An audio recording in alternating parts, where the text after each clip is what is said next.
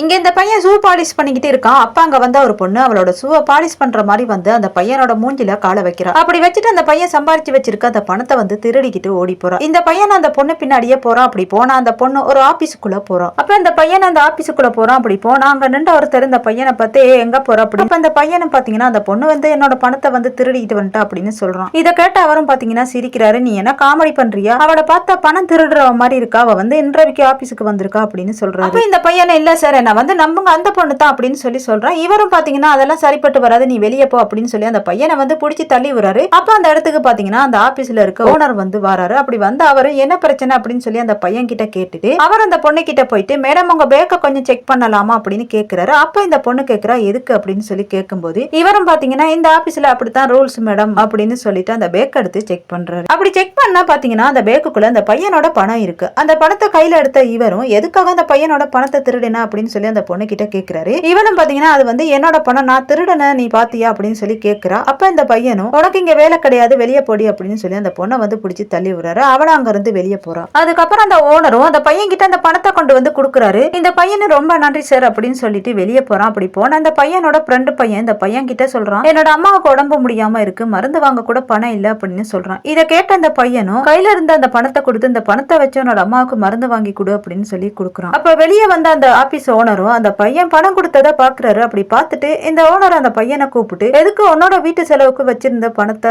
எதுக்கு அவனுக்கு கொடுத்த அப்படின்னு சொல்லி கேட்கிறாரு. அப்ப இந்த பையனும் அவனோட அம்மாவுக்கு மருந்து வாங்க பணம் இல்லைன்னு சொன்னான் சார், அதனால கொடுத்தேன், என்னோட தேவைக்கு ஏதோ ஒரு வழியா ஆண்டவன் எனக்கு கொடுப்பான் சார் அப்படின்னு சொல்றான். இதை கேட்ட அந்த ஆபீஸ் ஓனரும் பாத்தீங்கன்னா உங்க நல்ல மனசுக்கு எல்லாம் நல்லதாவே நடக்கும், நாளையில இருந்து என்னோட ஆபீஸ்க்கு வேலைக்கு வாங்க அப்படின்னு சொல்றாரு. இதை கேட்ட அந்த பையனும் ரொம்ப நன்றி சார் அப்படின்னு சொல்லிட்டு அங்க இருந்து கிளம்பி போறான். இந்த வீடியோ பத்தி நீங்க என்ன நினைக்கிறீங்கன்னு கமெண்ட் பண்ணுங்க. பிடிச்சிருந்தா லைக் பண்ணுங்க.